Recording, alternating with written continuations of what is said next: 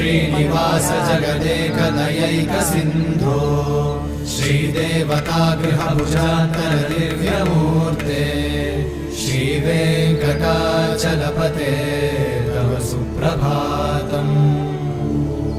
श्रीस्वामि पुष्करिणिकाप्लव निर्मलाङ्गा श्रेयोर्थिनो हर विरिञ्चि सनन्दनाद्या द्वारे वसन्ति वरवेत्रहतोत्तमाङ्गा श्रीवेङ्कटाचलपते तव सुप्रभातम्।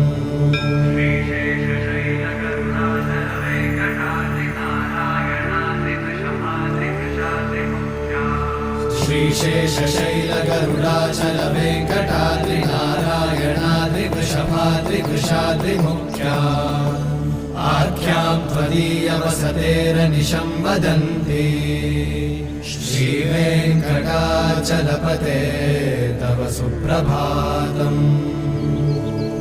सेवा परा शिव सुरेश कृशानुधर्म रक्षो